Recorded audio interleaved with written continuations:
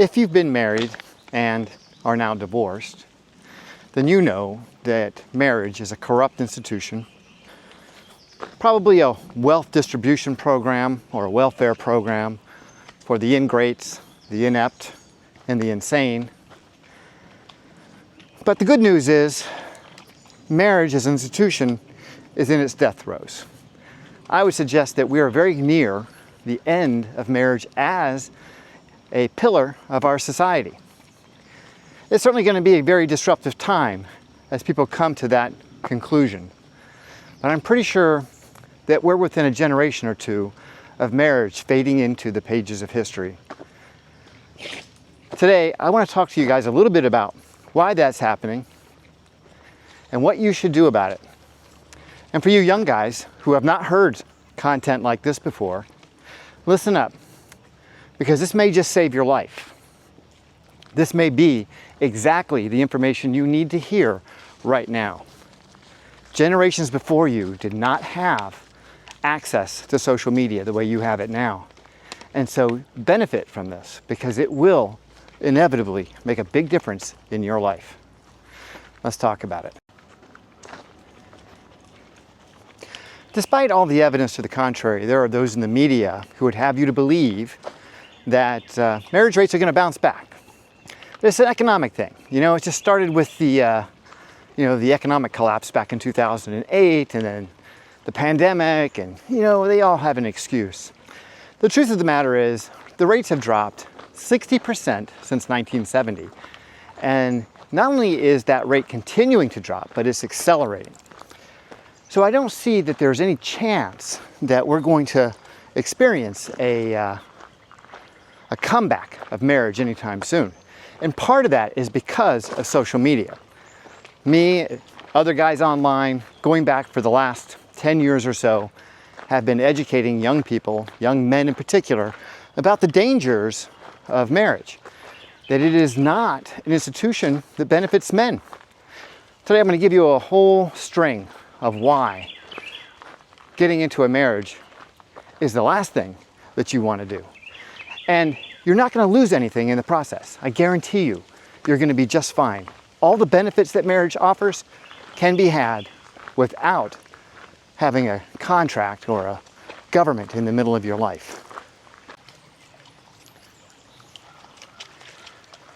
When you listen to the people who are predicting the recovery of marriage as an institution, and you do a little digging, you find that most of those people benefit from marriage. People who put on weddings, divorce lawyers, corporations, and of course, politicians who need a steady demographic in order to secure their political future. None of these people are looking at the numbers and the trends in society with an objective eye. I'm sure that there were people on board the Titanic who saw the iceberg, saw the ship hit it, and they were standing there on the deck thinking, not to worry, everything's going to be just fine. And guess what happened? That's what I think is happening with those people who are predicting the resurgence of marriage as an institution in American society, or even in the West for that matter. Corporations need birth rates to rebound. The government needs birth rates to rebound. We're already seeing the fallout from South Korea, China, Japan, these Asian countries, which ironically are slightly ahead of us culturally, in that their populations have withdrawn from marriage much sooner than we did, and their withdrawal was much more dramatic than ours. But men across cultures are essentially just saying no to this institution because they don't see that there's anything in it for them. The return on investment is very, very low, and the risk to reward ratio is completely out of whack. So there's no reason why most men with half a brain would enter into this institution, because the risks are just completely disproportionate to the benefits.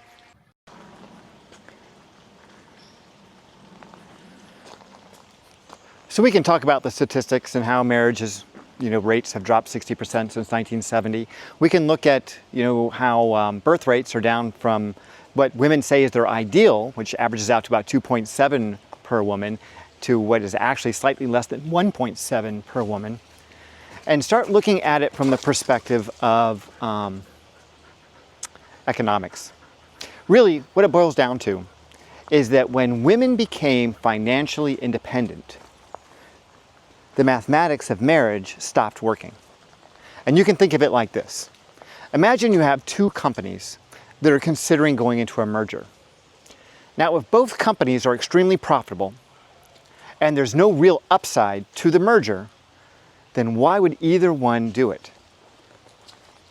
Usually when companies go into a merger, it's because one of those companies is struggling.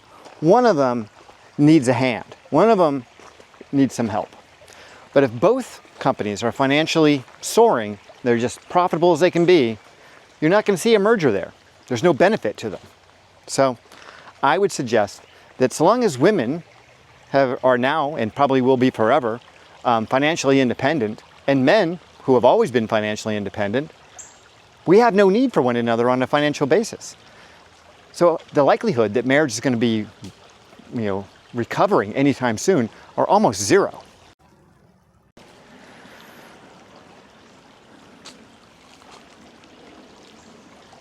I've talked a lot about how family court crushes men because most of the laws that were written that divorces are governed by were written in the 1950s when women were not financially independent. And that's why women tend to get very favorable settlements, and they also tend to get custody, and they also tend to get, child support. So what ends up happening is a man goes into this merger 50-50, but his losses are 100%. They're double what his investment is. So why would a man go into a business arrangement like that? So would you go into a business arrangement where double your investment is at stake? I don't think so. Same thing goes for marriage. Think about it like a business, and you can see that there's no upside for you as a man in this arrangement.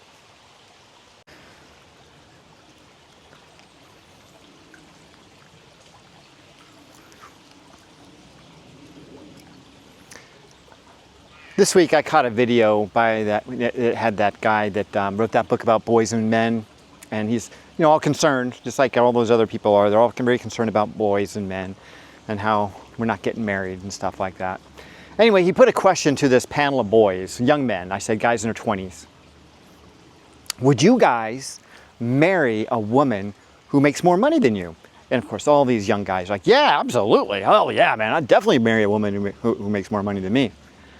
Well, he fails to mention that the divorce rate for women who make more money than their husbands is about 3 times what it is when it's the other way around. So these guys don't know what they're doing. They don't know what it means to say yes to that question. And they're out there right now dating women. They're out there right this minute thinking that they're going to find some woman who's going to support them, and they're going to be Mr. Mom. Oh man, it looks so good on the silver screen, doesn't it? The man staying home with the babies, and all the, the zany situations he gets into. Oh, the antics, yeah. No, that's not what's gonna happen. No, she's got the maternal drive inside her. She's gonna resent the hell out of you that you're staying home all day, playing Mr. Mom, going to play dates and hanging out at the playground, making trips to Target 3 times a week. No, she's not gonna like that at all. And that's going to result in her one day saying, you know something, this ain't working for me. I really want to be the stay-at-home mom. In the old days of social media, it was all about sharing vacation photos and baby pictures and stuff like that. Well, today, young men have access to old guys like me who can tell them what marriage and divorce are like. And when they hear that over and over and over again, it starts to sink in. Now, when I started this channel back in, we were talking about divorce back in August of 2024, I had no idea the Pandora's box that I had opened. Since then, and it's been now, I guess, 5 plus 4, like 9 months or so. During those 9 months, I've gotten over 10 million views. And during that time, I've received almost 200,000 comments.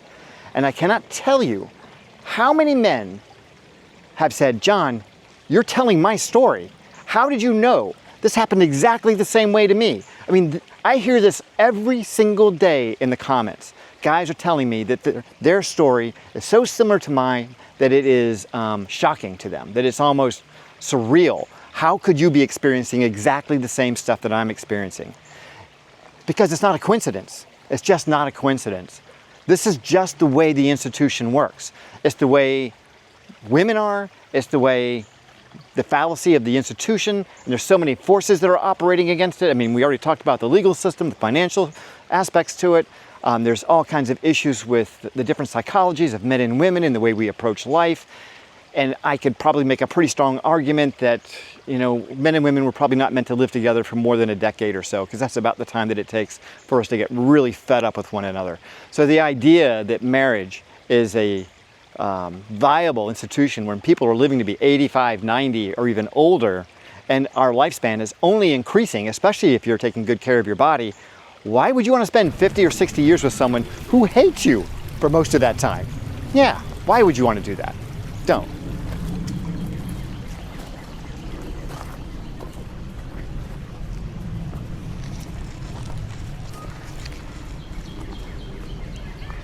Another kind of comment that I see really often is from younger guys, and they're saying, John, I want a family. What about companionship? What about children? What about all of those things that are really valuable to me that I want to have in my life? And my response to you is, you can have all of that without having the government involved in your life. You don't need a marriage license to have a family. You don't need to get the government involved in your friendships. Why would you have like a business license to have a friend? No, you don't want that. Well, a marriage license is essentially like a business license, except that it's more of a business contract, I guess. However, this contract is written so disproportionately against you that the value that you might get from the relationship and having children and having that lifestyle is always going to be at risk against losing half your income plus a significant portion of all your assets. It would be the single most devastating thing that ever happened to you in your life if that woman that you married and had children with said to you one day, I don't feel the same anymore. I don't want to be married to you. I don't think you're that attractive anymore. You're not the man that I fell in love with. I don't want to have sex anymore. Take your pick. Just take one. Because you're going to hear that. Most guys do. And once you hear that, you're going to spiral. And when she packs up and leaves, or worse yet, she packs up your stuff and puts it out on the curb, yeah, your life is completely upside down. And you will not experience disorientation and pain and emotional turmoil like that in almost any other set of circumstances. It is by far the most mind-fucked you're ever going to get.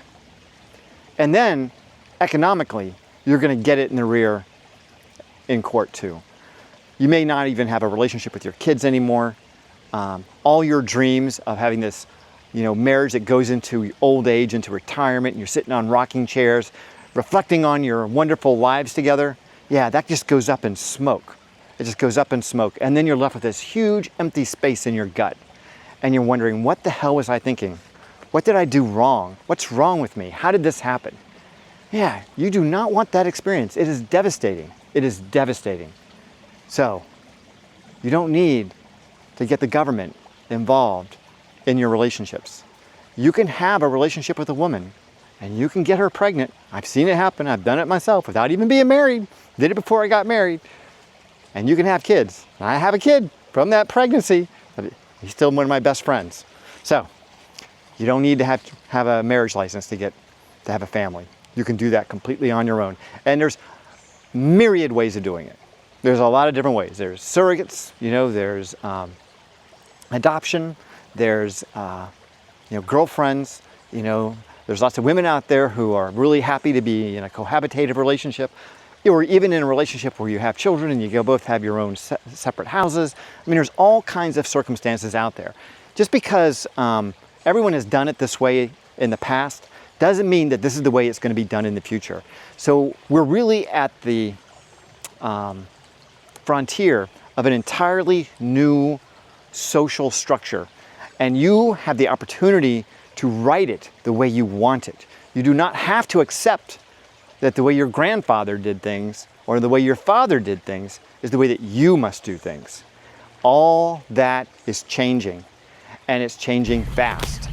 And you guys, you young guys who have not been down this path yet, have the opportunity to rewrite this whole structure the way you want it to be. There's lots of paths forward, but you don't have to do it the way everyone's done it in the past.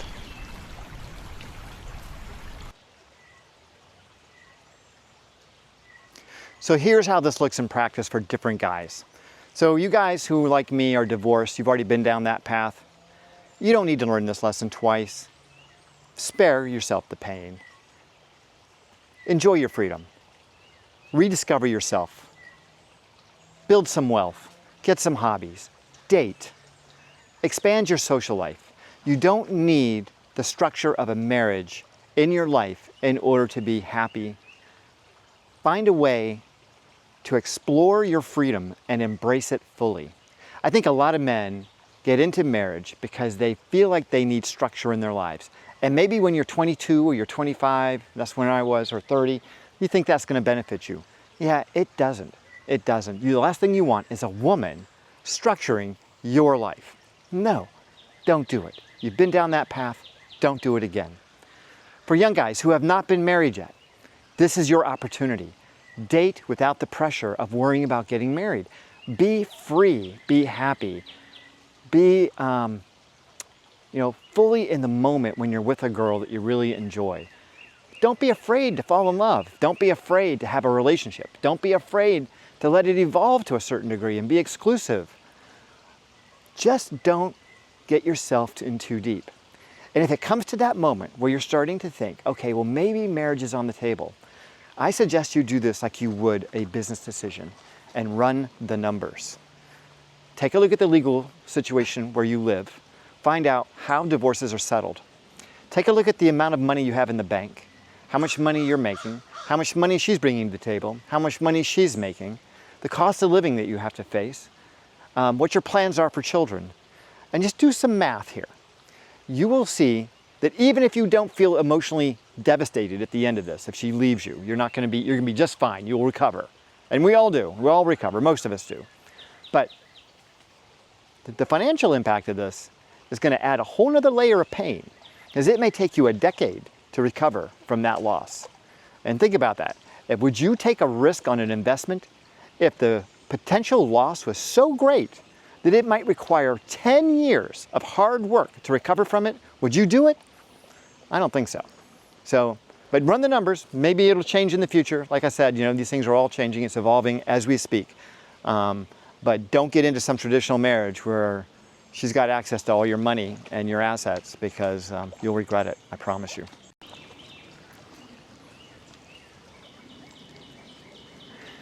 I can already hear some of you guys thinking, well, that doesn't apply to me because that's just the way a bunch of old divorced guys talk.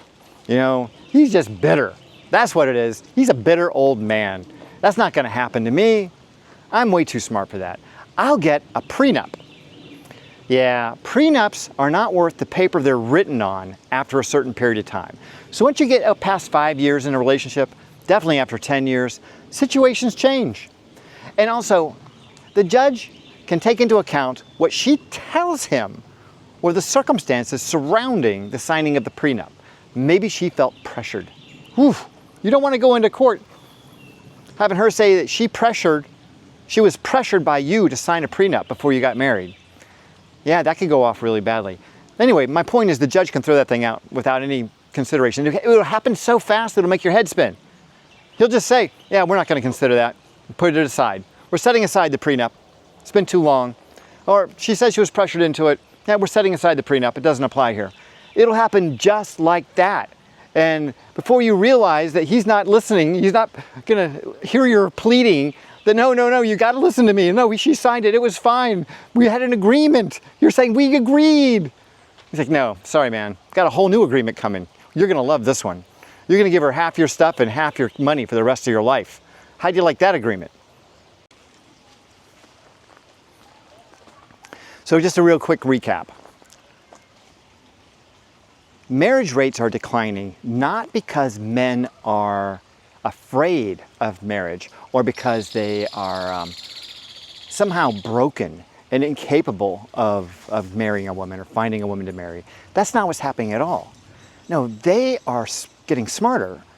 You know, they are seeing the financial situation here. They're doing a risk-reward analysis, and they're coming to the conclusion, just like if you buy enough lottery tickets, one day you're going to go, you know something, I'm wasting my money. I'm not going to do this anymore.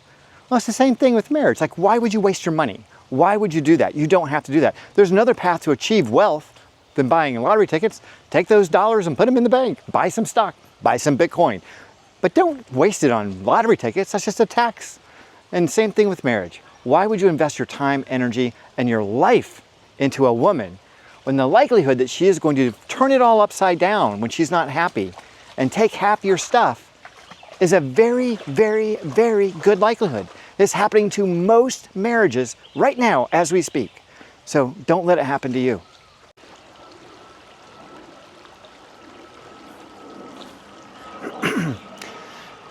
So here's my challenge to you. Stop making life decisions based on what your father, or your grandfather, or your great-grandfather did. Those days are over. They're gone. You know the facts now. You know how this works. When it comes to making a big decision in your life, take a very analytical and business-like approach. Do a risk-reward. Look at the return on investment. Don't just jump in because you have an emotional attachment. Success is based on the outcome of your decisions.